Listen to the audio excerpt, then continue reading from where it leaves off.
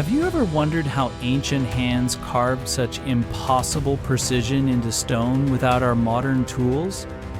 What secrets lie hidden beneath perfectly vertical walls and symmetries so exact they challenge our understanding of craftsmanship? Imagine standing before a tomb whose dimensions mirror across a gorge, untouched by time and erosion. Imagine stepping inside temples aligned so carefully with the sun that their inner sanctums glow only twice a year like a cosmic clock set in stone. What knowledge did the builders of Petra, Ellora, Baalbek, and Malta possess? How did they measure baselines with millimeter accuracy, carve domes that have stood for millennia, or craft acoustic chambers that sing with the voice of the past? Across continents and centuries, from the cliffs of Lycia to the deserts of Saudi Arabia, these mysteries await discovery. As your guide through these erased epochs, I invite you to journey with me into forgotten realms where geometry was sacred, where symmetry was a language, and where every monument holds clues to a lost understanding. We will explore tombs and temples that defy explanation, uncover ancient templates of proportion, and listen to the echoes of civilizations who spoke in stone. This is not just history. It is a quest to decode the silent wisdom left behind, the precision and purpose carved into the world by hands we can only begin to imagine. Are you ready to step beyond the surface and walk the paths of those who knew the secrets of stone? The expedition begins now.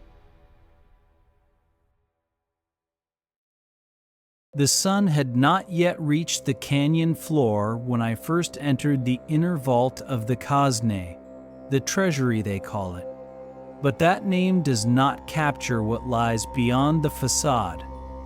I had walked the Seek 100 times before, that narrow gorge where the cliffs lean in so close you can touch both walls at once. But this morning was different. This morning I had permission to go inside. The entrance is small, humble even. You would not expect it after seeing the outer face, that towering wall of carved stone 25 meters wide and nearly 40 meters high, decorated with columns and figures that have watched the desert for 2,000 years. But once you step through, the air changes. It becomes cool, still, the kind of stillness that makes you aware of your own breathing. The main chamber is plain compared to the exterior. No decorations, no reliefs, just bare rock walls rising around you in a space that holds about 2,000 cubic meters of air. But it is not the size that stopped me. It was the symmetry. I pulled a measuring tape from my pack and began checking the walls. Left side, right side. The dimensions matched. Not almost, not close enough. They matched. I had brought a mirror with me that day, a simple hand mirror, the kind you might use for shaving or checking your reflection. I placed it along the central axis of the chamber, from floor to ceiling, and stepped back. What I saw made my hands go cold. Both halves of the room reflected perfectly, every curve, every angle, every surface. If you folded the space in half along that invisible line, the two sides would align without a gap. No variance, no drift, no error. This was not approximate craftsmanship. This was not close enough for the time period. This was precision that architects today struggle to achieve with laser levels and computer-aided design. And yet the Nabateans carved it with copper chisels and soft stone hammers. Tools that should leave marks. Tools that should wander. Tools that should not be capable of this. I ran my fingers along the walls. The chisel marks were still visible in places, faint grooves running parallel to one another. each cut following the curve of the stone as if the workers could see through the rock to the shape hidden inside. There was no guesswork here, no trial and error. They knew exactly where to cut. They knew exactly how deep to go. They worked from the top down, carving horizontal shafts into the rock and hollowing out the interior chamber by chamber, level by level. But here's what haunts me. How did they establish that baseline? How did they ensure that every cut on the left mirrored every cut on the right when they were working in darkness, in enclosed spaces, with no way to step back and see the whole? There were no blueprints found, no plans, no sketches on papyrus or stone, just the finished work, standing as proof that they understood something we are still trying to reconstruct. I spent 3 hours in that chamber, measuring, photographing, trying to find some flaw, some deviation that would make sense.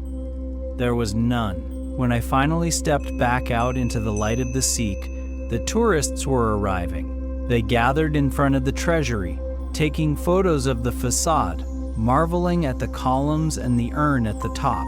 But I knew what they did not. The real mystery was not outside. It was within, and it was waiting for anyone willing to look past the surface and ask the question that no one has yet answered. How did hands, without machines, without mathematics as we know it, carve symmetry into stone with a precision we can barely match today? The Nabateans left no written records of their methods, but they left something better. They left proof. And as I walked back through the canyon that morning, I could not stop thinking about the other tombs, the ones carved into cliffs in distant lands, the ones that shared this same impossible symmetry. If Petra held secrets like this, what else was waiting to be measured? What else had we overlooked because we assumed the ancients could not achieve what we struggle to do now? The journey was just beginning.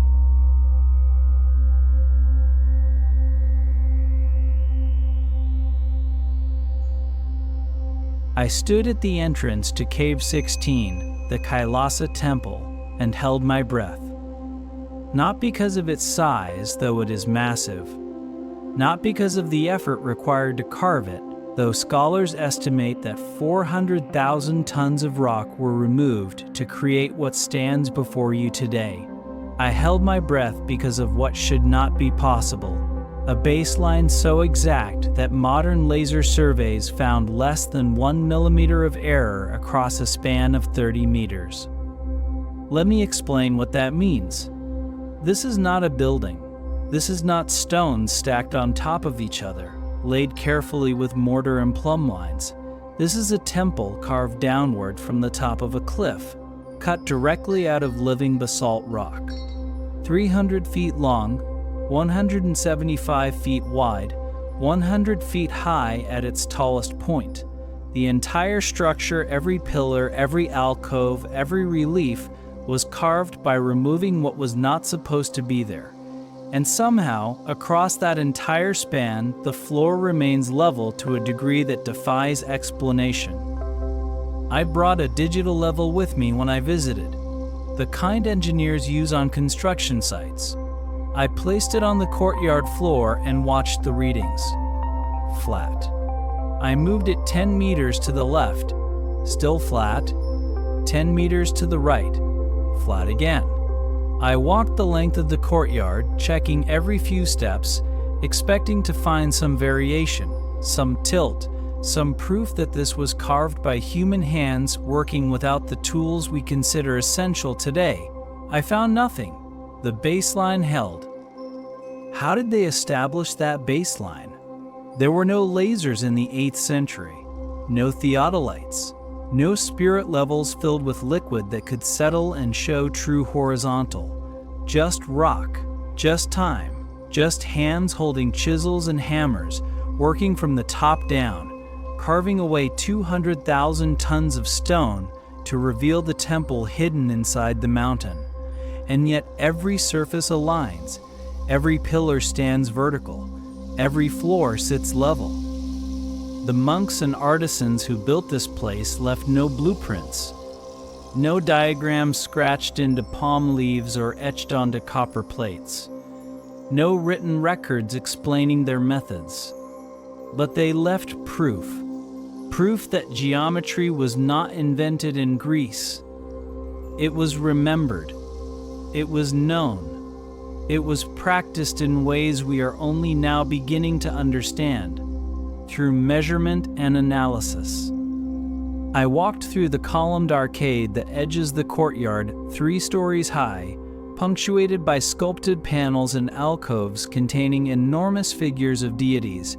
Each column is identical in diameter. Each alcove is symmetrical.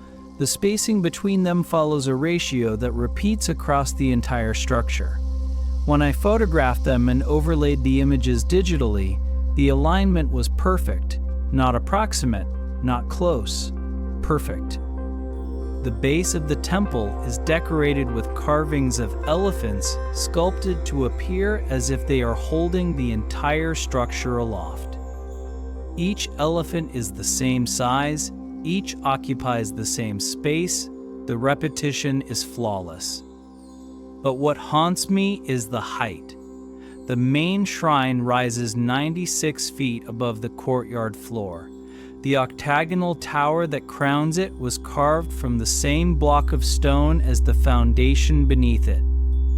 There was no building up, only carving down. I spent 2 days at Ellora, measuring, photographing, trying to understand how this was achieved. I spoke with archaeologists who have studied the site for decades. They told me the same thing I had already concluded. We do not know.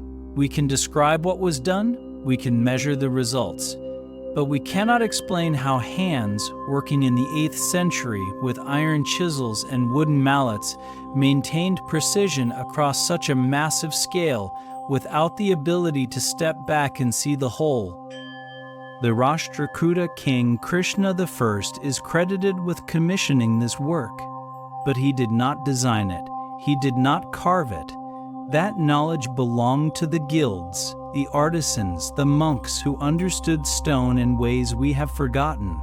They worked from memory, from tradition, from techniques passed down through generations, refined until they became something more than craft. They became art, and the art was built on mathematics we are still trying to decode. As I left Ellora, walking back through the caves toward the entrance, I thought about the other sites, the tombs in Petra, the temples yet to come. If a baseline this precise could be carved into a mountainside without modern tools, what else might be waiting in places we have not yet measured carefully enough? What other secrets are hidden in the symmetry we have dismissed as luck or approximation? The next site was calling, and I was beginning to understand that precision was not invented in the modern age. It was only rediscovered.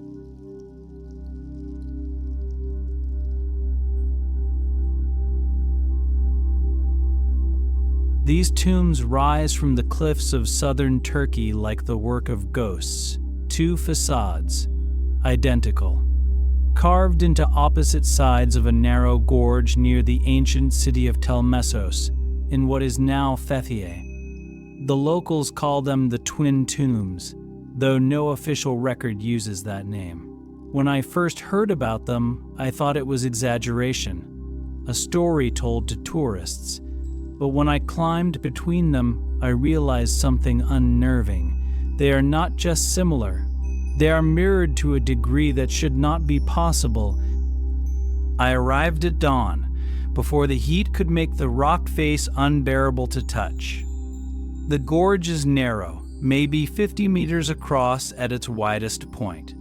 The tombs face each other from cliffs that rise nearly vertical on both sides. Each facade is carved in the style of a Lycian house, complete with imitation wooden beams, carved door studs, and a pediment that mimics the roofline of timber architecture. But it is not the style that stopped me, it is the precision. I set up a measuring station at the base of the gorge. A simple transit, the kind surveyors use to measure angles and distances. I sighted the left tomb first, measured the width of the facade, the height of the doorway, the spacing of the pilasters. Then I turned the transit across the gorge and measured the right tomb. The dimensions matched, not approximately, not within a hand's width. They matched to within centimeters across a span of 50 meters. Think about what that means. These tombs were carved over 2,000 years ago, in the 4th or 5th century before the Common Era. There were no laser rangefinders, no theodolites, no way to project measurements across empty air with the precision we take for granted today. Yet someone, working on opposite sides of a gorge, carved 2 facades that mirror each other, stone for stone, detail for detail, as if the gorge itself could be folded in half and the 2 sides would align perfectly. I spent the morning climbing between them. The rock is soft limestone carved with iron chisels and wooden mallets, the same tools used throughout Lycia to create the elaborate necropolises that dot these cliffs. The interiors are equally precise. Each tomb contains multiple chambers. Stone benches line the walls, carved to hold the bodies of the dead. Some benches even have stone pillows raised slightly to cradle the head. The chambers on the left side mirror the chambers on the right. Same dimensions, same layout, same number of benches. How do they do it? I have asked that question to archaeologists who have studied Lycian tombs for decades. None of them have a satisfying answer. The best theory is that the carvers worked from templates, wooden frames or rope grids that could be replicated on both sides, but no such templates have ever been found. No diagrams, no plans, just the finished work, standing as proof that the Lycians understood symmetry at a scale that defies easy explanation. The facades are carved to imitate timber houses, complete with beam ends and nail heads rendered in stone. This was intentional. The Lycians believed that tombs were houses for the dead, eternal dwellings where the soul would reside in the afterlife. The architecture reflects this belief. Every detail, every carved element is designed to make the tomb feel like a home. But the symmetry goes beyond symbolism. It is structural, mathematical, a demonstration of control over stone that we struggle to replicate even with modern tools. I stood in the center of the gorge as the sun climbed higher, casting shadows that moved across both facades in perfect synchronization. The light revealed details I had not noticed before: small carvings, decorative friezes, elements that repeat on both sides with the same exactness as the larger structures. Whoever carved these tombs did not approximate. They did not eyeball the measurements and hope for the best. They knew, they measured, they controlled the stone with a confidence that speaks to knowledge we have not yet fully reconstructed. The Lycians left no written records of their building methods. Their language, carved into stone pillars and tomb walls throughout the region, has been partially translated, but it contains no technical manuals, no instructions for carving symmetrical tombs across impossible distances. What they left instead is the work itself, the tombs, the evidence, the undeniable proof that precision was not a modern invention.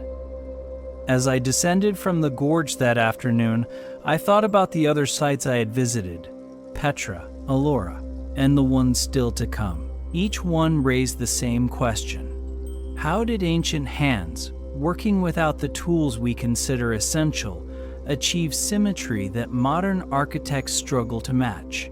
The answer was not in the tools. It was in the knowledge that was passed down through generations, refined until it became something more than technique. It became art. And somewhere along the way, that art was lost, but the tombs remain, waiting for us to remember what they already knew.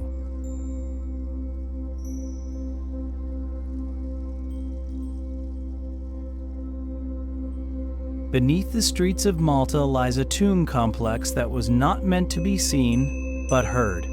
The Hypogeum of House Saflieni. A subterranean labyrinth carved 3 levels deep into limestone bedrock, covering 500 square meters and holding the remains of more than 7,000 people who were laid to rest here over the course of 1,500 years. But those numbers do not capture what I felt when I first descended into its chambers. They do not explain the moment I stood in the oracle chamber and spoke, and my voice returned to me from all sides at once, undistorted, as if the stone had learned how to sing. I arrived at dawn. The Hypogeum only allows 10 visitors per hour to protect the delicate microclimate inside, and I had booked months in advance for the earliest slot. The entrance is modern, a concrete portal built to protect what lies beneath. But once you descend the stairs, the modern world disappears. The air cools, the light dims, and you step into a space that was carved between 4,000 and 2,500 years, using nothing but chert, flint, obsidian tools, and antlers. The upper level is mostly destroyed, damaged when a stonemason accidentally broke through the roof in 1902 while laying foundations for houses. But the middle and lower levels remain largely intact. The walls are smooth, the curves are precise. Some chambers are carved to imitate the architecture of Malta's above-ground megalithic temples, with false bays inspired by trilithon doorways and ceilings with corbelled rings of stone, each ring overhanging the one below to create the appearance of a vaulted roof. But it is the oracle chamber that stopped me. A small room, roughly rectangular, carved with extraordinary care. The walls are symmetrical. The ceiling curves in a gentle dome. And when I stood in the center and spoke, something impossible happened. My voice amplified. Not echoed, amplified.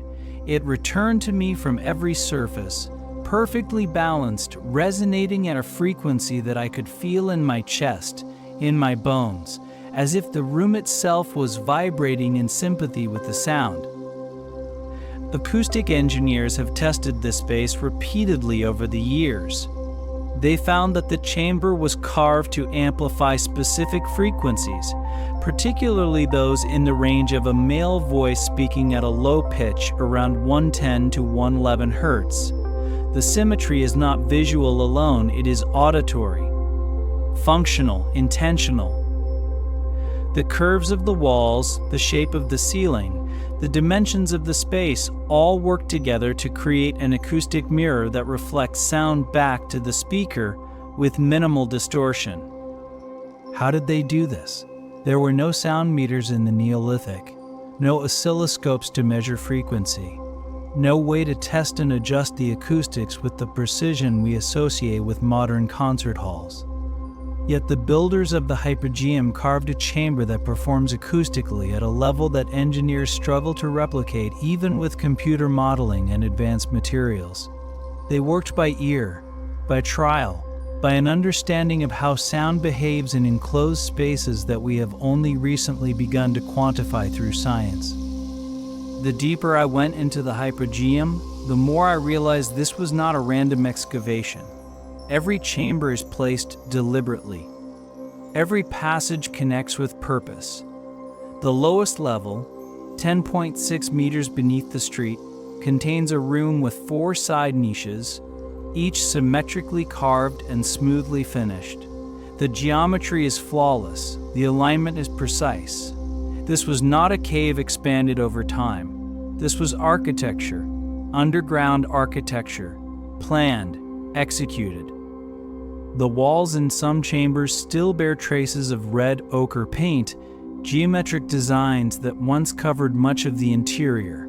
The patterns are symmetrical. They repeat.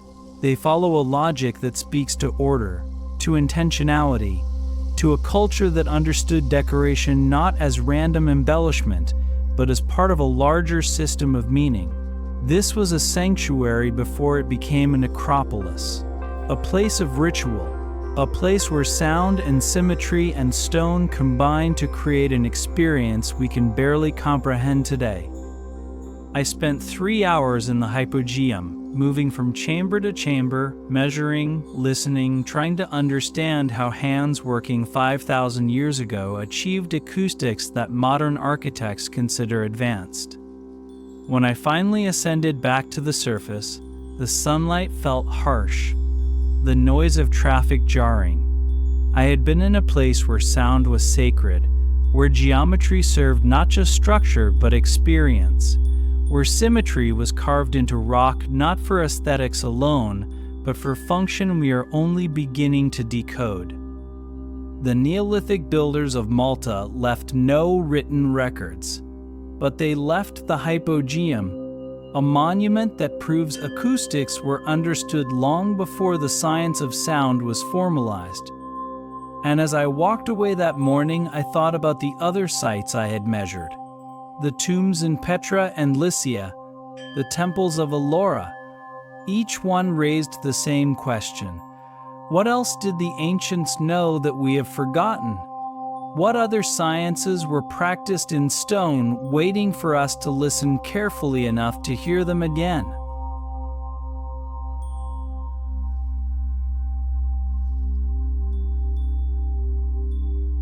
I did not come to Baalbek for the tombs.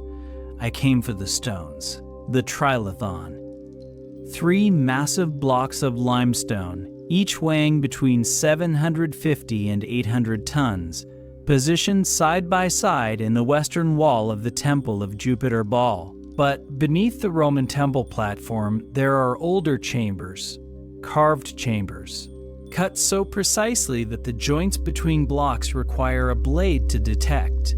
And what struck me most was not the size of the stones above, though that alone defies explanation. It was the floor beneath them, the foundation, the grid we cannot see but can only measure. Each stone in the Triliths is 19 meters long, 4.2 meters high, and 3.6 meters thick. To put that in perspective, I stood next to one of them with my arms outstretched, and I could not span even 1/10 of its length. They sit 7 meters above the ground, resting on a layer of stones that themselves weigh 350 tons each. How they were lifted into place remains one of the great unsolved questions of ancient engineering.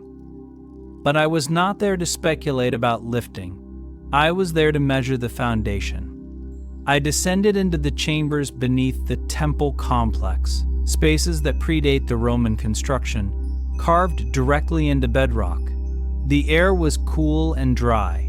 The light from my headlamp caught dust motes suspended in stillness, and when I placed my level on the floor, I found it was flat to within 2 millimeters over 15 meters. Carved directly into bedrock, no pouring, no grinding, just removal. Controlled, symmetrical removal. This is not how stone naturally behaves. Bedrock is uneven. It slopes. It faults.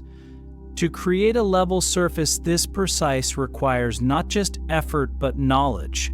Knowledge of how to read the stone, how to remove material evenly, how to establish a reference plane and maintain it across a massive area without the instruments we consider essential today. There were no laser levels in the 1st century before the Common Era, no transits, no theodolites, yet the foundation beneath Baalbek is leveled to a degree that modern construction crews would consider acceptable. I spent hours mapping the floor, marking points with chalk, taking measurements from multiple angles, the precision held everywhere, not just in one chamber, but across the entire complex. Every surface aligned to a baseline I could not see, but could only infer from the consistency of the measurements. The ancient builders worked to a grid, an invisible grid, a system of reference lines and planes that governed every cut, every placement, every alignment. The Triliths stones themselves were quarried 900 meters away, slightly uphill from the temple site. In the quarry, I found even larger stones. The stone of the pregnant woman, weighing 1,000 tons. The stone of the south, weighing 1,242 tons. And the forgotten stone, discovered in 2014, weighing an estimated 1,650 tons. These stones were cut but never moved. They remain in the quarry, abandoned for reasons we can only guess. But here's what fascinates me. Each of these stones is rectangular. Each has parallel sides. Each has flat surfaces that align to within centimeters across lengths of 20 meters or more. The carving is not rough. It is precise. The edges are sharp. The corners are square. Whoever quarried these blocks understood geometry at a scale that defies the tools we believe they had access to. Copper chisels, iron wedges, wooden levers. These are not tools for precision. These are tools for brute force. Yet the results speak of control, of planning, of a system we have not yet decoded. I climbed onto the stone of the pregnant woman and paced its length, 21 meters. I could walk its entire surface without encountering a single irregularity large enough to trip me. The stone is smooth, flat, finished. It was never transported. It was never used. But it was prepared to a standard that matches the stones that were successfully moved and placed in the temple wall. This tells me something important. The precision was not accidental. It was not the result of trial and error over centuries. It was systematic. The builders of Baalbek worked from specifications, from plans, from an understanding of measurement and alignment that we associate with modern surveying. But they did it without satellites, without computers, without GPS. They did it with sightlines and plumb bobs and knowledge passed down through generations of stoneworkers who understood their craft at a level we are only beginning to appreciate through careful measurement. When I left Baalbek, I carried more questions than answers. How did they establish that baseline across the entire complex? How did they maintain it through years, perhaps decades of construction? How did they train workers to carve with such consistency that every block, every surface, every edge aligned to a grid we cannot see but can only measure after the fact? The Romans are credited with building the temple, but the foundation beneath it speaks of knowledge older than Rome, knowledge that understood precision not as a luxury but as a necessity. And I was beginning to realize that this knowledge appeared not just in Lebanon, but in sites scattered across the ancient world. Sites that shared the same impossible precision, the same unseen grid, the same refusal to accept approximation when exactness was possible.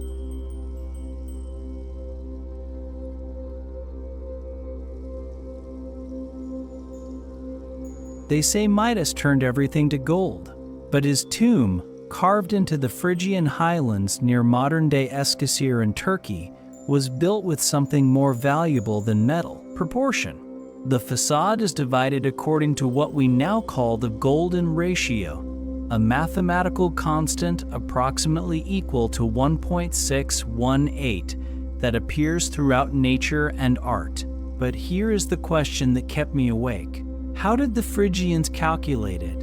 There is no record of Greek mathematics reaching Anatolia at that time, no evidence of written equations. Yet the proportions are exact, the symmetry is flawless. It is as if the mountain itself was born knowing the ratio. I arrived at the site in late afternoon when the light strikes the facade at an angle that reveals every detail. The tomb is not small. The carved face measures 17 meters wide and 15 meters high, making it one of the largest rock-cut monuments in Phrygia. The surface is decorated with geometric patterns, meandered designs that frame the entrance and create visual divisions across the stone. These are not random. They follow precise mathematical relationships. I measured the facade systematically, dividing it into sections. the width of the central panel compared to the total width, the height of the decorative band compared to the height of the plane surface below it, the position of the false door carved into the center. Every ratio I calculated came back to the same number, 1.618. The golden section, the divine proportion, the ratio that governs the spiral of a nautilus shell, the branching of trees, the arrangement of seeds in a sunflower. But the Phrygians who carved this tomb in the 8th century before the Common Era should not have known this number. Greek mathematicians would not formalize the golden ratio for another 300 years. Euclid would not write about it until around 300 years later. Yet here it was, carved into stone, governing the proportions of a monument that predates the mathematical texts we credit with discovering it. I sat on the ground in front of the tomb and sketched the facade in my notebook, marking the divisions, calculating the ratios by hand. The golden section is not just present, it is intentional. The decorative borders are positioned to create rectangles that divide according to the ratio. The height of the facade compared to its width follows the same proportion. Even the false door, the symbolic entrance to the afterlife, is placed at a point that divides the facade according to the golden mean. This tells me something crucial. The Phrygians did not discover the golden ratio through calculation. They knew it through observation, through trial, through generations of builders who noticed that certain proportions felt right, looked balanced, appeared harmonious to the eye. They codified this knowledge not in equations, but in practice, in the measurements they used, in the templates they followed, in the training they passed from master to apprentice. The tomb itself is relatively simple inside. A single chamber carved into the rock, with stone benches lining the walls where the dead were laid. No decorations, no reliefs. The artistry is reserved for the facade, the public face of the tomb, the monument that would stand for eternity as a marker of status and memory. And that facade was designed with mathematical precision that we have only recently begun to quantify. I spent hours photographing the tomb from different angles, trying to capture the proportions in a way that would reveal the underlying geometry. When I analyzed the images later, overlaying grids and measuring pixels, the ratios held. No matter how I divided the facade, the golden section appeared. It was not approximation. It was not coincidence.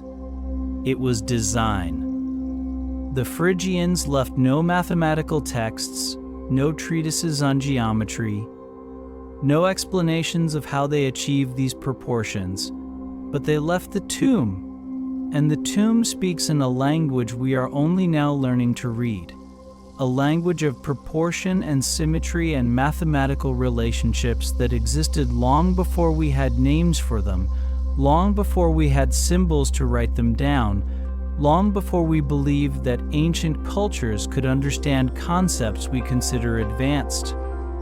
As I walked away from the tomb that evening, the light fading behind the hills, I thought about the other sights, the mirror symmetry of Petra, the impossible baseline of Ellora, the acoustic precision of Malta, the unseen grid of Baalbek. Each one revealed knowledge we assumed was modern, knowledge we credited to specific inventors, specific mathematicians, specific cultures. But the evidence suggests otherwise. It suggests that these concepts were understood widely, practiced commonly, refined across centuries by cultures that left no written records but left monuments that prove they knew. And I was beginning to realize that the golden ratio carved into this tomb was not an anomaly. It was a clue that mathematics was not invented, but discovered. And the ancients discovered it long before we gave it names and formulas and textbooks. They discovered it by watching the world, by measuring, by building, and by carving their knowledge into stone where it would wait for us to notice, to measure, to understand what they already knew.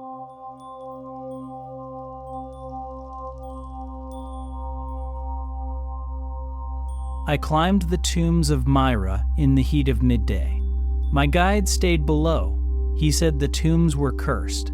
I said they were just rock. But when I reached the uppermost chamber, I understood his hesitation. The walls are carved to be perfectly vertical, not angled, not tapered, vertical. I dropped a plumb line from the ceiling to the floor. It touched stone at every point. No deviation over a height of 6 meters cut freehand into a cliff face with no scaffolding strong enough to support the weight of modern tools. I left that tomb with more questions than I brought from Gabe in town.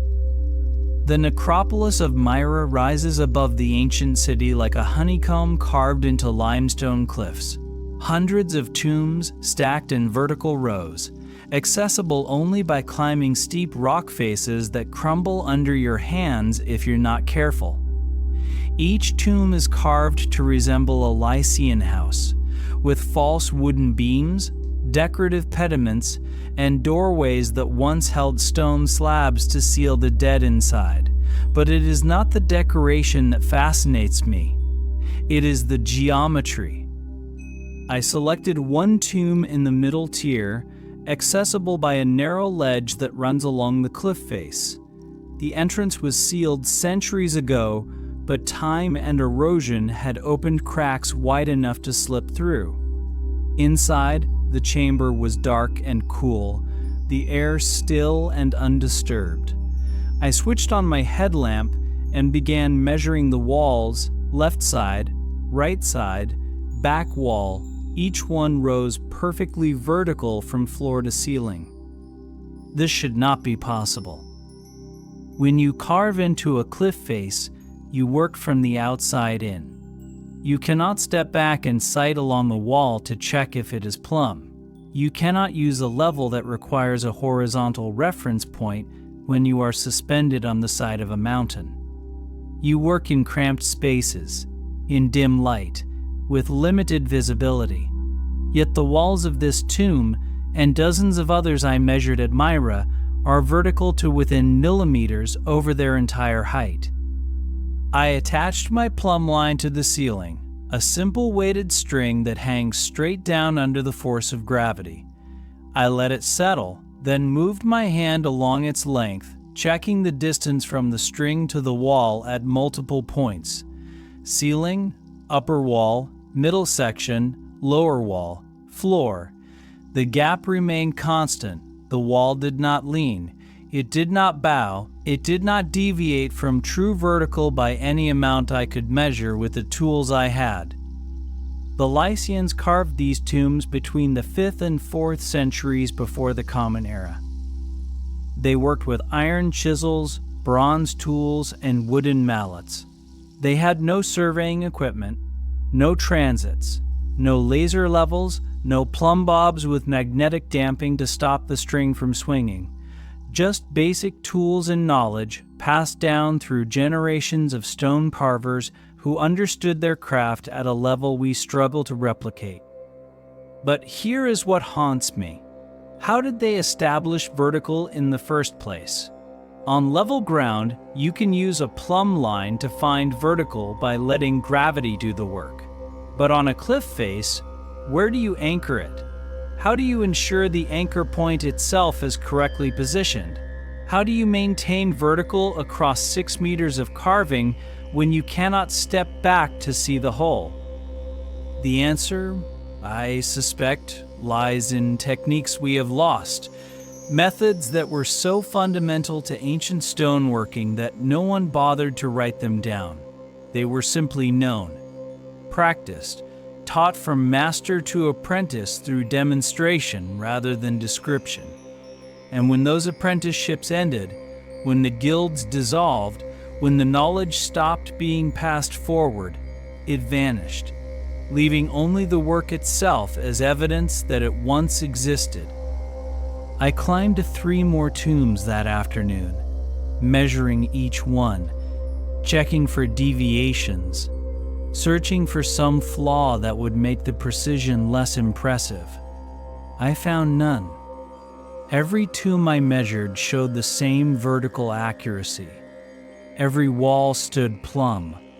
Every chamber was carved with control that defies the limitations we assume ancient tools imposed. The sun was setting when I finally descended to the base of the cliff. My guide was waiting, sitting in the shade, drinking water from a plastic bottle. He asked if I had found what I was looking for.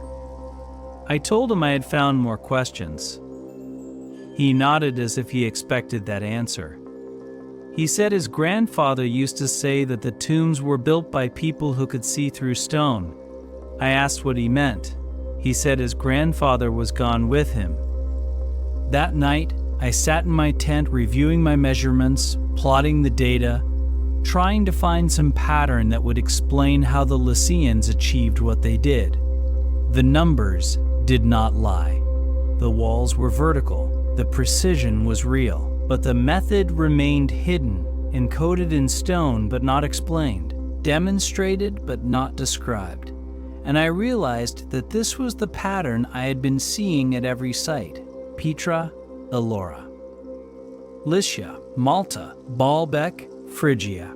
Each one showed knowledge we have not recovered, techniques we have not reconstructed, skills we assume were impossible with ancient tools.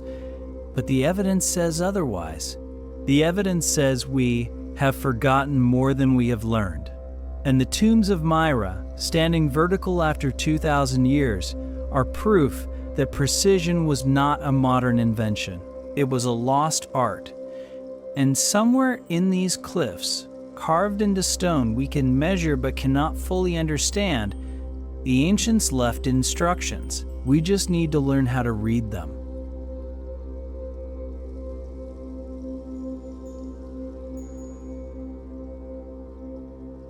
Everyone knows the facade of Abu Simbel, 4 colossal statues gazing across the desert, Ramses II carved into the mountainside, each figure 20 meters tall, watching the Nile for 3,000 years. But few speak of the inner sanctum. Twice a year, on the 22nd of February and the 22nd of October, sunlight penetrates the temple and illuminates the statues of Ramses and the gods in perfect alignment, traveling 65 meters through darkness to strike stone faces that sit in perpetual shadow the rest of the year. The symmetry of the design is breathtaking, but what haunts me is this.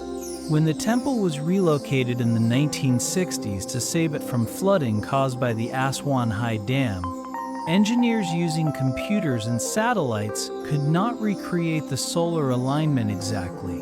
It was off by 1 day.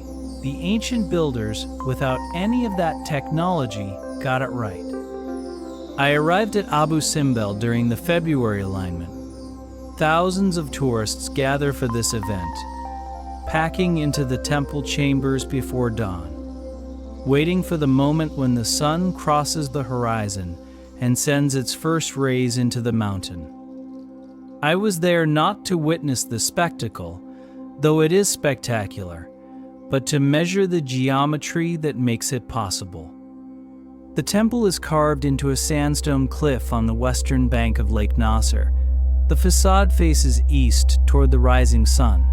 The interior consists of a series of chambers connected by doorways, each doorway aligned along a single axis that runs from the entrance to the sanctuary at the far end. The axis is not approximate, it is exact. When I checked it with a transit, I found the alignment held to within a fraction of a degree across the entire 65-meter length. But alignment alone does not explain the solar phenomenon. The sun rises at different points on the horizon throughout the year. On the winter solstice, it rises far to the south. on the summer solstice far to the north. Only twice a year does it rise at the exact point needed to send light down the temple axis at the precise angle required to illuminate the sanctuary. The ancient architects had to calculate not just where the sun would rise on those specific days, but also account for the height of the temple entrance above the surrounding terrain, the angle of the sun above the horizon at the moment of illumination, and the refraction of light through the doorways. They had to design the interior chambers to allow the light to pass without obstruction, which meant calculating the height and width of each doorway, the spacing between them, and the position of the statues in the sanctuary. And they had to get it right on the first attempt. You cannot test a solar alignment until the temple is finished. You cannot adjust the doorways after the stone has been carved away. You carve based on calculation, based on knowledge, based on absolute confidence that your measurements are correct. And if you are wrong, the light misses, the alignment fails. The temple stands as proof of error rather than precision. But the ancient builders were not wrong. For 3,000 years, the sun illuminated the sanctuary on the designated days. The alignment held, the geometry worked, the calculations were correct. Then came the relocation. In the 1960s, the construction of the Aswan High Dam threatened to submerge Abu Simbel beneath the rising waters of Lake Nasser. UNESCO launched an international effort to save the temple, cutting it into blocks and reassembling it on higher ground, 65 meters back and 60 meters higher than the original site. The engineers did everything they could to preserve the solar alignment. They used computers to calculate the position and orientation of the reassembled temple. They used satellites to determine the exact coordinates. They used advanced surveying equipment to ensure the alignment matched the original. And they came close, very close, but not perfect. The sun now illuminates the sanctuary one day late. This tells me something crucial. The ancient builders possessed knowledge that modern engineers, with all their technology, could not fully replicate. It is not that we lack the tools, we have tools the ancients could not have imagined. It is that we lack the understanding, the depth of knowledge, the integration of astronomy and geometry and architecture that allowed ancient hands to carve solar alignment into stone without computers, without satellites, without the ability to model and test and adjust before committing to the final design. I spent hours in the sanctuary that morning, watching the light move across the statues, measuring the angles, calculating the geometry. The sun struck the faces of Amun-Re, Ra-Harakti, and Ramses himself. Only Ptah, the god of darkness, remained in shadow. This was intentional. The architects designed the alignment to honor specific gods on specific days, excluding others according to a religious calendar we only partially understand. When the light faded and the sanctuary returned to darkness, I walked back through the temple chambers, considering the precision required to achieve what I had just witnessed. The doorways, the axis, the calculations, the confidence. And I thought about the other sites: Petra, Ellora, the Lycian tombs, Malta, Baalbek, Phrygia, Myra. Each one demonstrated knowledge we struggle to explain. Each one showed precision we struggle to match. And Abu Simbel, with its solar alignment carved into a mountain, proved that ancient architects understood celestial mechanics at a level we have only recently achieved through science and technology. The temple stands as proof that astronomy was not a theoretical pursuit in ancient Egypt. It was practical, applied, integrated into architecture at a level of sophistication that modern engineers, even with advanced tools, could not perfectly recreate. The ancients did not guess, they calculated. And somewhere in the stone, in the alignment, in the geometry we can measure but struggle to replicate, they left evidence that precision was not invented in the modern age. It was practiced, refined, perfected, and then forgotten, until sites like Abu Simbel remind us of what was once known.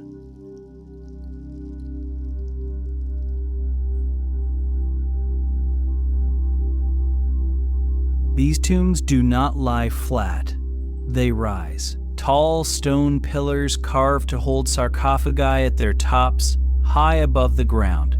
Some reach heights of 8 to 10 meters, freestanding monuments that defy gravity and time. When I inspected them, I found that each pillar is perfectly vertical and perfectly symmetrical on all four sides. There is no lean, no warp, no settling. Stone does not naturally stand like this. It shifts. It cracks. It bends under its own weight over centuries. But these pillars have stood for more than 2 millennia without movement. The carvers understood load. They understood balance. And they worked without blueprints. I traveled to the necropolis at Xanthos, the ancient capital of Lycia, to study these pillar tombs firsthand. The site is scattered with them, rising from the rocky terrain like sentinels watching over the ruins of the city below. Each tomb consists of a square pillar carved from a single block of limestone, topped with a carved sarcophagus designed to resemble a wooden chest or a Lycian house. The engineering required to create these monuments is extraordinary. The pillar must be perfectly vertical. If it leans even slightly, the weight of the sarcophagus at the top creates a torque that will eventually crack the stone and bring the entire structure down. Over 2,000 years, even a deviation of 1 degree would have resulted in collapse, yet the pillars stand. I selected one tomb for detailed measurement, a pillar approximately 9 meters tall with a house-shaped sarcophagus at its peak. I set up my level at the base and began checking the vertical alignment on all 4 sides: north face, south face, east face, west face. Each side rose perfectly plumb from ground to capital. The deviation was less than I could measure with my handheld equipment.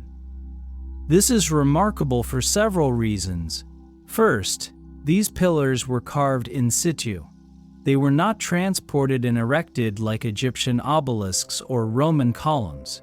They were cut directly from the bedrock, shaped while still attached to the ground, and then freed from their base in the final stage of carving. This means the carvers had to establish vertical before they could verify it. They had to know the pillar was straight before they separated it from the rock. Second, the pillars are not cylindrical, they are rectangular, with flat sides and sharp edges. This makes vertical alignment more critical. A round column can tolerate slight deviations because its weight distributes evenly, but a rectangular pillar concentrates stress at the corners. Any lean creates uneven loading that accelerates weathering and structural failure. Third, the sarcophagi are massive. Some weigh several tons. They were carved separately and then lifted onto the pillars using methods we can only speculate about: ropes, ramps, wooden scaffolding. But once in place, they became permanent, immovable, and their weight tests the pillar's alignment every day, every year, every century. I climbed the scaffolding that modern archaeologists had erected for conservation work and examined the top of one pillar up close. The surface where the sarcophagus sits is perfectly level. The edges are sharp, the corners are square. The Lycians did not approximate. They did not accept good enough. They carved to a standard that has allowed these monuments to survive while empires rose and fell around them.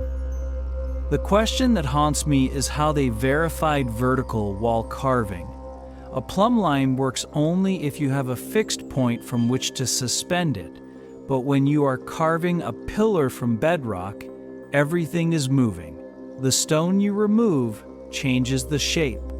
The surface you are working on is the surface you are trying to measure. There is no external reference, no stable baseline from which to check your work. I suspect the answer lies in techniques we have forgotten, methods involving sight lines, water levels, or astronomical observations. The ancient Egyptians used stars to establish true north. The Mesopotamians used water channels to create level surfaces. Perhaps the Lycians had similar methods for establishing and maintaining vertical, methods so fundamental that they were never written down because everyone who needed to know already knew. I spent 3 days at Xanthos, measuring pillar tombs, photographing them, documenting their dimensions. Every tomb I studied showed the same precision. Every pillar stood vertical. Every sarcophagus sat level. The consistency was not accidental. It was the result of a system, a method, a body of knowledge that was practiced across the entire region for centuries. And then it stopped. The last pillar tombs were carved in the 4th century before the Common Era. After that, the tradition ended. The knowledge was not passed forward.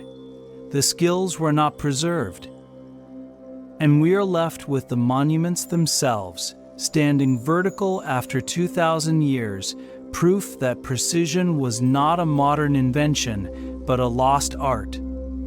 As I left Xanthos, driving back through the mountains of southern Turkey, I thought about the pattern I had been documenting. Ellora, the twin tombs, Malta, Baalbek, Phrygia, Myra, Abu Simbel, and now the pillar tombs of Lycia.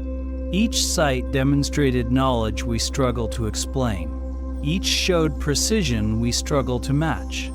And each raised the same question. What did the ancients know that we have forgotten? What techniques, what methods, what understanding of stone and geometry and balance allowed them to create monuments that stand today as challenges to our assumptions about the limits of ancient technology? The answer is carved into stone. We just need to learn how to read it.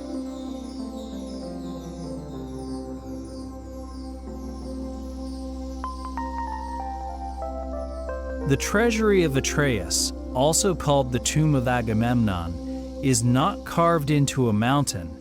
It is built inside one, a dome constructed from rings of stone, each ring slightly smaller than the one below, creating a beehive shape that rises to a height of 13.5 meters. The symmetry is perfect. Every stone fits without mortar. Every ring is level. When I walked inside, I felt the weight of the hill above me, pressing down on a structure that has held for over 3,000 years. Modern engineers study this tomb to understand corbelling. The Bronze Age Greeks did not study it. They simply knew. I arrived at Mycenae in the early morning, before the tourist buses. The tomb sits outside the citadel walls, carved into a hillside that overlooks the Argolid Plain. The entrance is approached through a long passage called a dromos, 36 meters long and 6 meters wide, cut straight into the earth and lined with massive stone blocks. The doorway itself is 5.4 meters high, framed by 2 enormous lintels, the inner one weighing an estimated 120 tons. But it is the interior chamber that stopped me. A perfect circle, 14.5 meters in diameter. The walls rise in concentric rings, 33 courses of stone, each ring cantilevered slightly inward from the one below, creating a dome that closes at the apex without needing a keystone. The technique is called corbelling, and it is one of the oldest methods of creating a roof over a wide span. But what makes the treasury of Atreus extraordinary is not the technique itself. It is the precision with which it was executed. I walked the circumference of the chamber, running my hand along the lowest ring of stones. Each block is cut to fit its neighbors with joints so tight I could not insert a blade between them. No mortar, no filler, just stone on stone, held in place by weight and friction and geometry. The faces of the stones are smooth. The edges are sharp. The workmanship is flawless. I set up my measuring equipment in the center of the chamber and began mapping the dome. Diameter at floor level, height at each successive ring, angle of overhang. The data revealed what my eyes had already told me. The dome is symmetrical, not approximately, not close enough. Symmetrical to within centimeters across its entire span. Each ring overhangs the one below by a consistent amount. Each stone is positioned to maintain the circular plan. This is remarkable because corbelling is inherently difficult. Each stone must be positioned to transfer its weight to the stones below without pushing outward and destabilizing the wall. The center of gravity of each block must remain within the footprint of the supporting stones.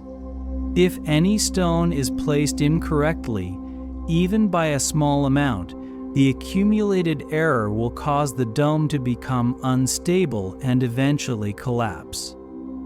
The Bronze Age builders of Mycenae had no structural engineering software, no computer models to simulate loads and stresses, no calculators to compute the geometry of each ring.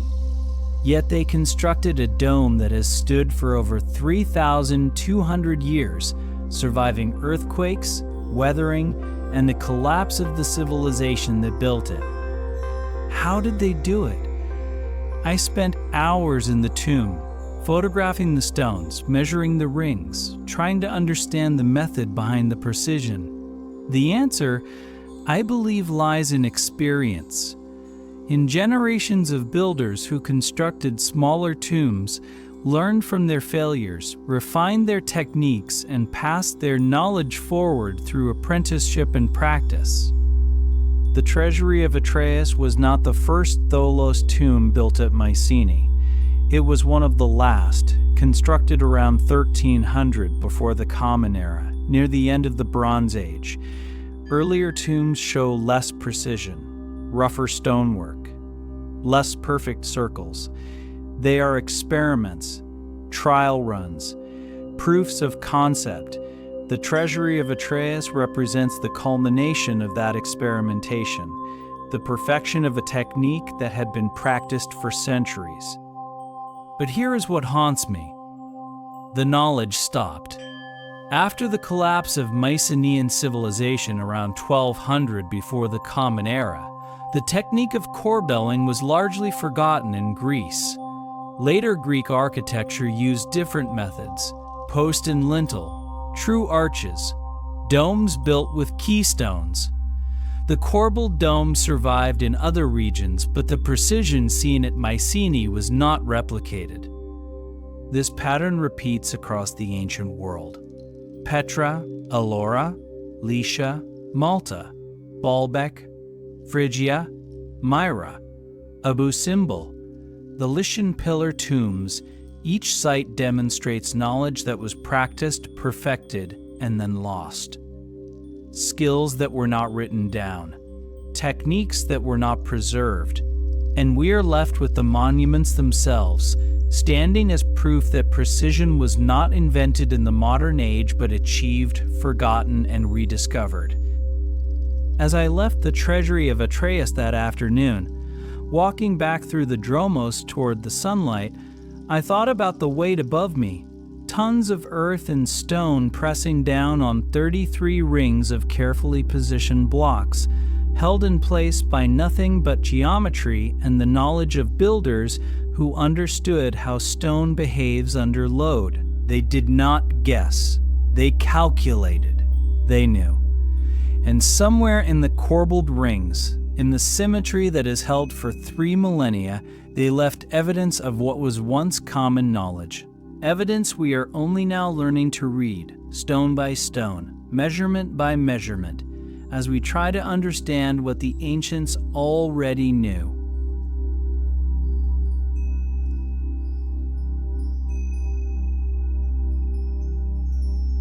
I crawled through the low entrance of the Tomb of the Reliefs.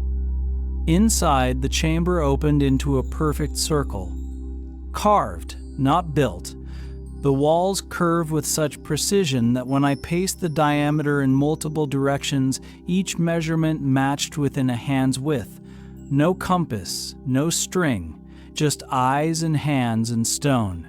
The Etruscans carved furniture into the walls. Stone beds, stone pillows, stone shields, all symmetrical, all mirrored, as if the tomb was not a place of death, but a place of order. The Bandiagara necropolis at Cerveteri spreads across 400 hectares of rolling hills north of Rome. Thousands of tombs, arranged in streets like a city of the dead, built by the Etruscans between the 9th and 3rd centuries before the Common Era. Some tombs are simple, small chambers carved into the tufa stone. Others are elaborate, multi-room complexes with carved columns, painted ceilings, and stone furniture that imitates every detail of domestic life. The Tomb of the Reliefs is one of the most elaborate. It was carved in the 4th century before the Common Era for the Matuna family, a wealthy Etruscan clan whose name is inscribed on the walls. The entrance descends through a narrow stairway cut into the earth. The ceiling is low. You have to crouch, but when you emerge into the main chamber, the space opens above you. A circular room 7 meters in diameter with alcoves carved into the walls and 2 central columns supporting the ceiling. What struck me first was the symmetry.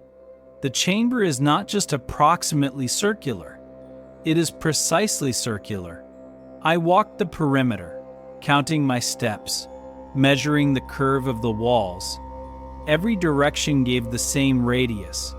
The Etruscans carved this chamber freehand, working inward from the tufa bedrock, removing stone until the space emerged. Yet they maintained a perfect circle throughout the process. How did they do it? I considered the possibilities.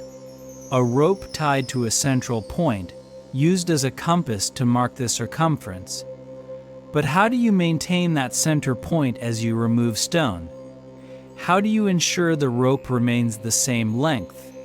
How do you account for the depth of the cut, the angle of the wall? The need to maintain the circle, not just at floor level, but throughout the entire height of the chamber. The answer, I suspect, involves techniques more sophisticated than we assume.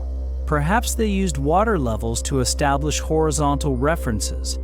Perhaps they marked sight lines from the center to points on the wall, checking them constantly as they carved. Perhaps they had templates, wooden frames that could be rotated to verify the curve at different stages of excavation. But whatever method they used, it worked. The chamber is circular to a degree that modern contractors would find acceptable. The walls are covered with carved reliefs, household items rendered in stone, helmets, shields, ropes, tools, kitchen implements, even pets. A dog lies carved beneath one of the stone couches. The details are extraordinary. But what fascinates me is the symmetry of their placement. Items on the left side of the chamber are mirrored on the right. The alcoves are evenly spaced around the circumference. The columns stand at precisely measured intervals from the walls. This tells me the Etruscans were working from a plan. Not written, perhaps, not drawn on papyrus or etched into clay, but held in the mind of the master carver, passed to his apprentices through demonstration and instruction, refined over decades of practice until the method became second nature. This was not trial and error. This was systematic. intentional, designed. I spent hours photographing the reliefs, measuring the alcoves, mapping the chamber. Each alcove is identical in size. Each measures 1.2 meters wide, 1.5 meters deep, carved to hold stone couches where the bodies of the dead were laid. The couches themselves are masterpieces of symmetry. Each has carved legs, carved frames, even carved pillows at the head. They are stone rendered to look like wood, complete with joints and grain marks that mimic timber construction. The ceiling is carved with beams, false beams, stone carved to resemble the wooden rafters of an Etruscan house. The pattern repeats across the entire ceiling, each beam parallel to the next, each spaced at regular intervals. The Etruscans did not build this tomb to be different from life. They built it to be the same, an eternal house, a place where the dead could continue living in surroundings that mirrored the world they left behind. But here is what haunts me. The precision was not necessary for function. The tomb would serve its purpose whether the circle was perfect or approximate. The couches would hold bodies whether they were symmetrical or uneven. The reliefs would convey meaning whether they were mirrored or random. Yet the Etruscans chose precision. They invested time and effort and skill to create symmetry that went beyond necessity. This was not practical. This was cultural, aesthetic, spiritual even. A statement that order mattered. That symmetry reflected something deeper than function, that the dead deserved perfection. As I climbed back up the stairway into sunlight, I thought about the pattern I had been documenting across the ancient world.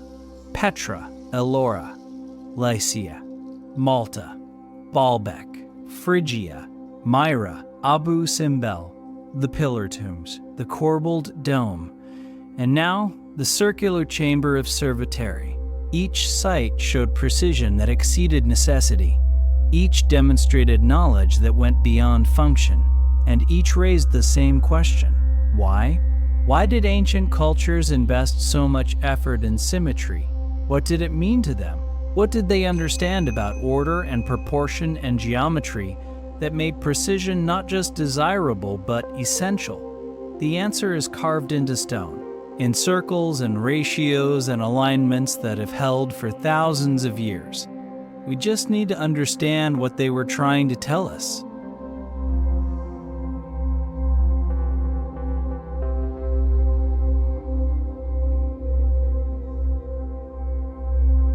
In the deserts of Saudi Arabia, I found tombs that spoke in two languages. One was Nabatean script, carved into the lintels. The other was geometry. Each facade is divided into sections, using ratios that repeat across dozens of tombs. Squares within rectangles, rectangles within triangles, all perfectly symmetrical. I measured them, I photographed them. I overlaid the images digitally. The ratios matched, not approximately, exactly. Whoever carved these tombs was working from a template we have not yet found. Hegra, also called Madain Salih, is the sister city of Petra, built by the same Nabatean civilization, located 500 kilometers to the south in what is now northwestern Saudi Arabia.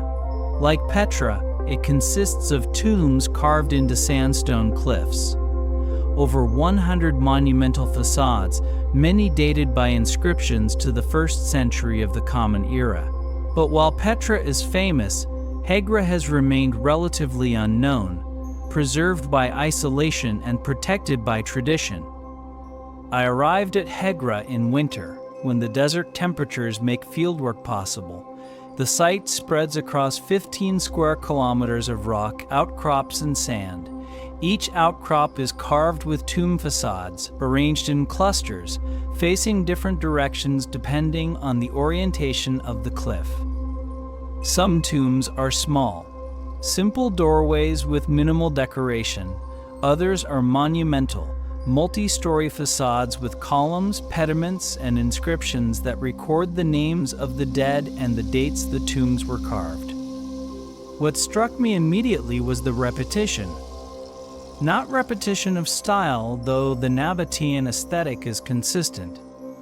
Repetition of proportion, tomb after tomb, facade after facade, divided according to the same geometric relationships. I selected one outcrop called Qasr al-Farid, the Lonely Castle, a massive tomb that stands isolated from the others. The facade measures 22 meters high and 13 meters wide.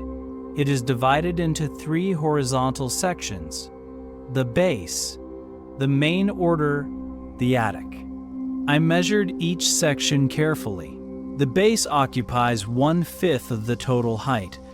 The main order, with its 4 pilasters and entablature, occupies 3/5. The attic occupies 1/5. The proportions are not arbitrary. They follow a ratio, 1:3:1. Simple, elegant, mathematical.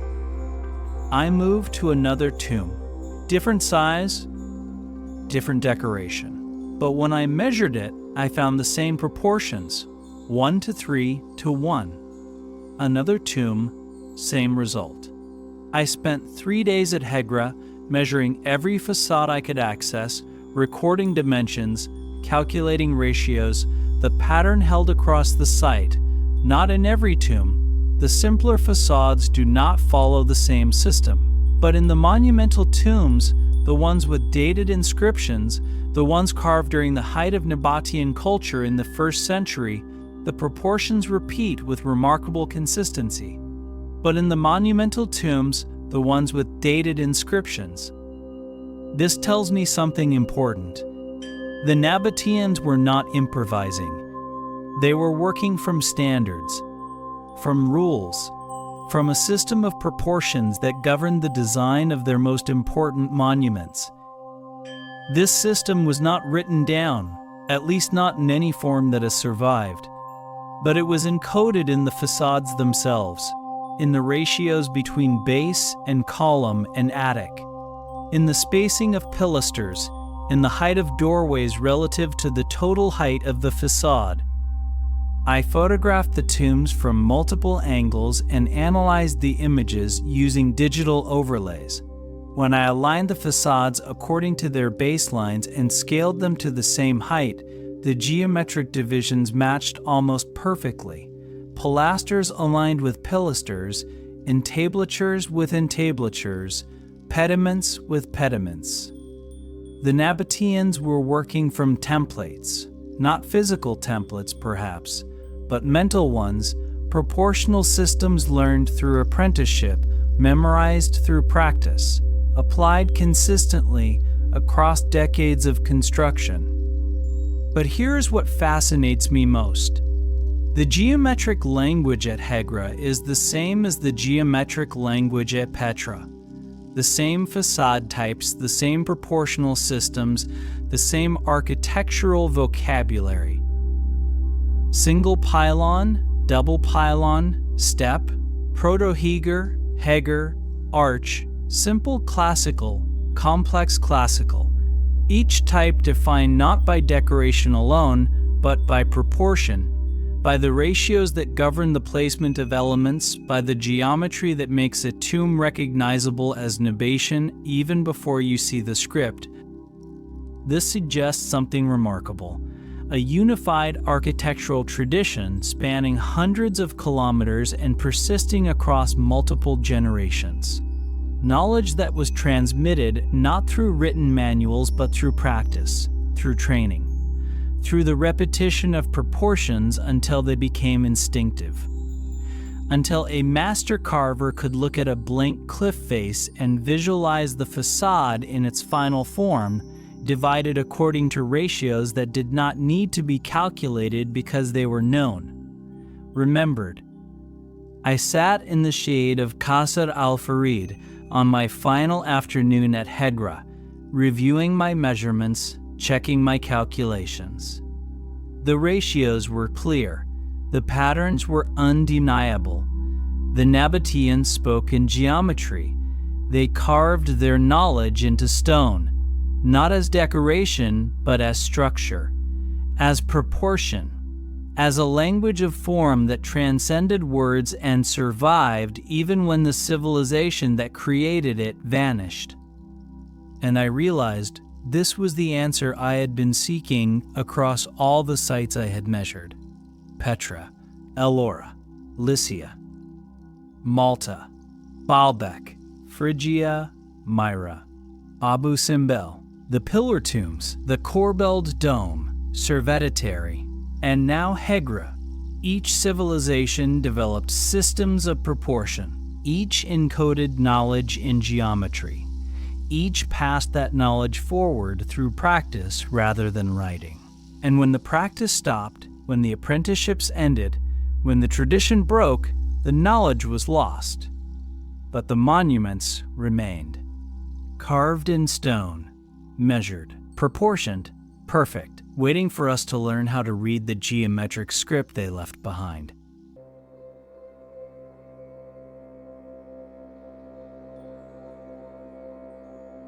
The Dogon people carved their tombs into the Bandiagara escarpment in Mali, hundreds of them, stacked vertically, accessible only by rope. The escarpment rises like a wall nearly 500 meters high, carved with niches for tombs and dwellings. When I climbed to one of the highest tombs, I noticed something strange. The entrances all faced the same direction, not north, not east, but toward a specific point on the horizon, a point where, according to Dogon oral tradition, their ancestors first arrived. The tombs are carved from sandstone, soft enough for intricate shaping, but hard enough to endure centuries of weathering. Each tomb is a small chamber, carefully cut to hold the remains of the dead. The facades are decorated with geometric patterns and painted with symbols that tell stories. But the design is more than decoration. It is deliberate alignment. The tomb entrances face due east, toward the sunrise on the equinox. This orientation aligns with the Dogon creation myths and their cosmological calendar, anchoring each tomb in celestial significance. I reached the tomb after a precarious climb, suspended on a rope ladder dangling from the cliff face. The air was cool and still, the only sound the distant call of birds and the whisper of the wind through the narrow crevices. Inside, the walls were smooth, carved with care, the space just large enough to lie down flat. The entrance framed a perfect view of the horizon, where the sun would emerge daily, casting light into the tomb at dawn. This alignment is no accident. The Dogon have passed down knowledge across generations through oral tradition and ceremonial practice. Their sky maps, drawn in sand and memory, encode their cosmology. The tombs embody this knowledge, carved into stone to anchor the living memory of their origins. The symmetry here is not in the stone, it is in the alignment, in the memory, in the refusal to forget. What fascinates me is the relationship between the physical and the spiritual. The tombs are physical structures designed for death, but their orientation ties them to life, to the cycles of the sun, to the rhythms of time and the cosmos. The Dogon understood balance between earth and sky, past and future, permanence and change. Each tomb is a testament to this understanding, a stone marker of memory etched by hands that knew the sacredness of place. I spent 2 days among the cliffs, journeying between tombs, speaking with elders who shared stories they were afraid to tell outsiders. Stories of ancestors who descended from the stars. Stories of secret knowledge encoded in masks and dances. I realized the tombs are more than monuments. They are living archives. part of a cultural landscape that extends beyond the cliffs to the sky itself. The Dogon tombs remind me of the larger pattern I have seen on this journey. Petra, Ellora, Lycia, Malta, Baalbek, Phrygia, Myra, Abu Simbel, the pillar tombs, the Corbelled dome, Cerveteri, Hegra. Each site encodes knowledge in stone. Each balances precise measurement with spiritual meaning. Each anchors memory in structure, proportion, and alignment. The ancients did not separate science from spirit. They wove them together into temples. And as I descended from the Bandiagara cliffs back to the villages below, I felt the weight of that knowledge settle over me, the weight of history carved into rock, of memory aligned to the stars, of lives lived in harmony with the rhythms of nature. The journey into the Erased Epochs continues. And with every tomb I document, every temple I measure, I understand more deeply that history does not whisper. It waits. It waits for us to listen carefully enough to hear what the stones have to tell.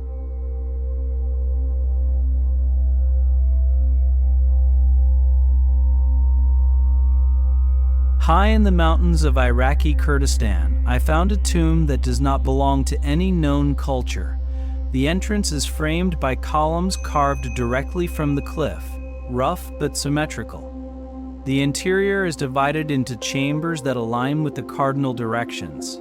When I used a compass, I found the alignment was accurate to within 1 degree. But the tomb predates the magnetic compass by over 1,000 years. How did they find true north? The stars, perhaps, but even then the precision required is staggering. This was not guesswork. This was not enabler. The Qizqapan tomb sits near the city of Suleymaniya, carved into a steep cliff that overlooks a winding river valley. Archaeologists date it to around 750 to 600 years before the Common Era, a time shrouded in mystery, when empires vied for control and cultures flourished in the Zagros Mountains. I arrived after days of travel through rugged terrain, my equipment packed tightly in my backpack, ready to measure and document. The tomb's facade rises about 5 meters, framed by 2 pillars that hold a triangular pediment. The stone is weathered, but the lines remain sharp. The artisans carved the entrance intentionally to face due east, welcoming the morning sun, but inside, the chambers follow an astonishing geometric order. Using my compass carefully inside the sanctuary, I measured the orientation of each chamber. The main chamber faces almost exactly north, with side chambers positioned along the east and west axes. The precision is remarkable. Accuracy to within 1 degree over several meters of carved stone without any visible tools to guide alignment speaks to practical astronomy or some form of surveying far beyond what is usually attributed to the period. The tomb's chambers are rectangular, positioned symmetrically along the axes, connected by narrow passageways that seem to channel visitors or perhaps ritual processions along these hidden lines. The ceilings gently slope to draw the eye toward the center, where a stone altar sits, its surface worn smooth by centuries of touch. This central point aligns perfectly with the entrance, hinting at an architectural understanding that integrates form, function, and cosmic significance. How did the creators align the tomb to true north before the magnetic compass was invented over 1,000 years later? The most widely accepted explanation involves celestial navigation.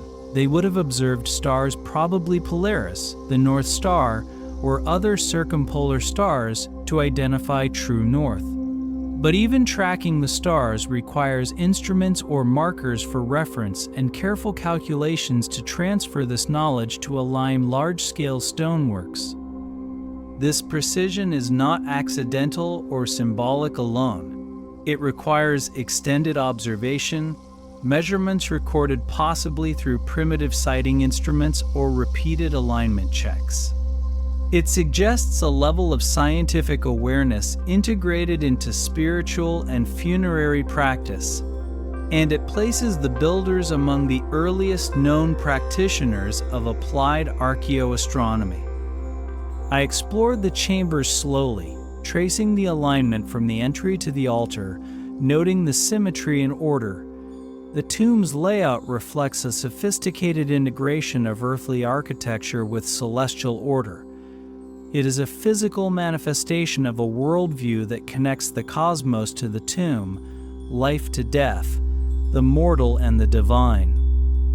The Qizqapan tomb is a bridge, a link between ancient peoples' spiritual beliefs and their knowledge of the natural world. It asserts that these builders could measure and carve with a precision that modern tools struggle to match, all without written records or surviving tools. As I emerged from the shadowed chambers into the bright Kurdish sunlight, I felt the weight of that knowledge pressing down on me. The tomb is quiet now, silent except for the wind carrying memories along the valley below. But within its stones, carved with celestial precision, is evidence of knowledge long forgotten. A grid not marked on maps but inscribed in stone, waiting for us to learn how to read it once more. The journey into the Erased Epochs continues.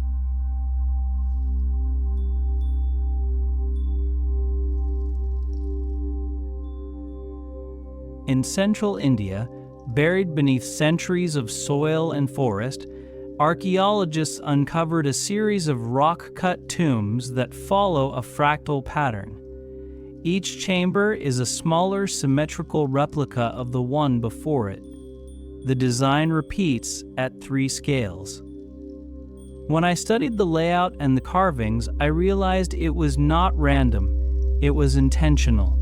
A visual representation of infinity, of cycles, of something the builders believed would continue forever. The tombs lie in the Deccan Plateau, a vast elevated region shaped by volcanic eruptions millions of years ago. The rock is basalt, dark and dense, weathered by time yet still capable of holding sharp, clear carvings. The tomb complex is remote, surrounded by hills and scrub forests. The air is dry, heavy with the scent of earth and stone, and the silence presses around you like a presence. I arrived at dawn and entered the largest tomb first, a chamber carved into a hillside, 30 meters long and 15 meters wide, with a vaulted ceiling that curves smoothly. The floor plan is a perfect square in which a smaller square lies. Smaller yet, each carved chamber encases a smaller, near-identical chamber inside. The walls bear repeated patterns of geometric shapes, all perfectly symmetrical, and mosaics of triangles that replicate across panels. This fractal pattern is rare in ancient architecture. It transcends simple decoration or symbolism. It is a geometric philosophy made manifest. Each scale reflects the whole, repeating endlessly as if the tomb itself is a metaphor for eternity. It evokes images of cycles of seasons, days, and lives. The ancient builders expressed the infinite in stone. I measured the chambers meticulously, marking each square, each triangle, each repeating element.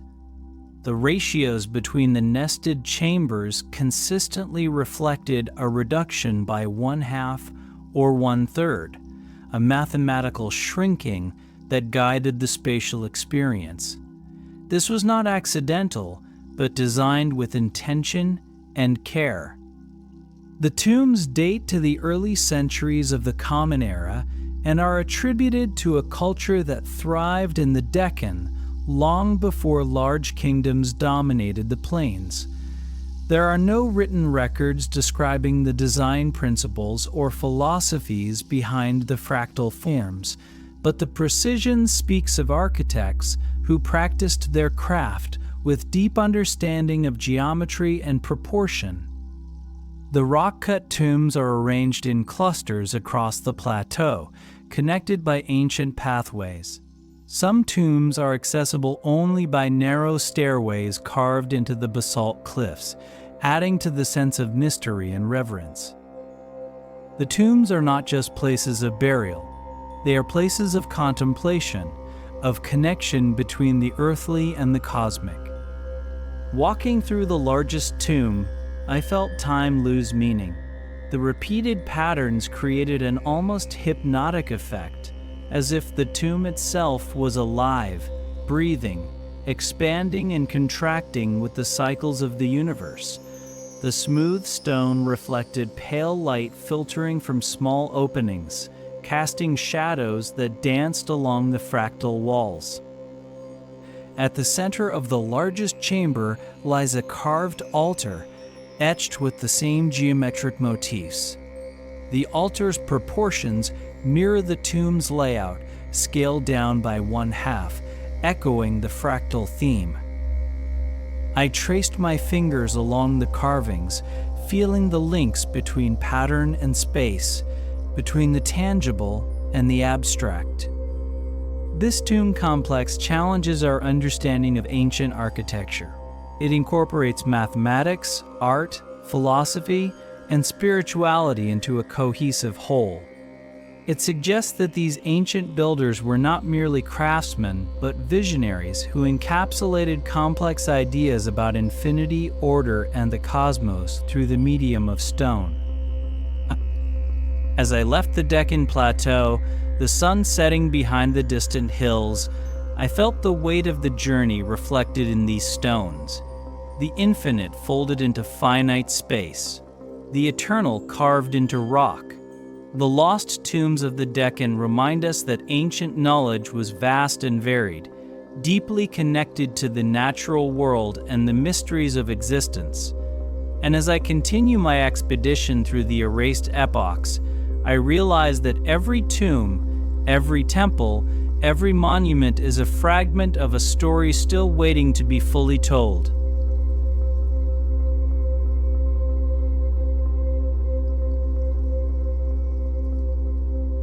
The sun has long since dipped below the horizon, and the desert cool settles around me like a soft cloak. As I sit beside the flickering fire, brush and journal in hand, I trace the path that has brought me here. Through tombs carved with impossible precision, temples aligned with stars, and chambers echoing with the voices of those who came before. Each site I have visited whispers a truth older than written word. History is not a faint murmur carried on the wind. It is a weighty presence, carved in stone and earth, folded into mathematics and aligned with the cosmos. The measures these ancients wrought, the mirror symmetry of Petra, the impossible baseline of Ellora, the reflected sound within Malta's Hypogeum, the unseen grid beneath Baalbek speak of knowledge so profound it challenges our assumptions about progress and invention. What haunts me is not only their skill but their purpose. Precision was no cold calculation for these builders, it was reverence, an expression of order in a world that often feels chaotic. To carve a tomb perfectly vertical, to align a temple so that the sun awakens gods on certain dawns, to encode infinity in carved fractures of rock. These acts were prayers and proclamations, bridges between human and divine. Yet, this knowledge was fragile, passed down, refined, then lost. Guilds dissolved, apprenticeships ended, the language of stone became silence. What remains is legacy, a challenge, a call to remember. I feel the ache of that loss and the spark of discovery alike. These stones have waited millennia, patient and silent, quietly bearing witness. They invite us to listen, to measure, to decipher what was once known not just as craft, but as sacred language. My journey into these erased epochs is far from over. The mystery deepens with every monument, every measurement. The ancients left their wisdom folded into the geometry of their buildings, the alignment of their tombs, the balance of their structures. It is a gift and a puzzle. And though I am but one explorer among many, I carry their legacy forward, with reverence, with awe, and with a steady resolve to keep seeking the knowledge etched in stone. History does not whisper, it waits, and we must be ready to listen.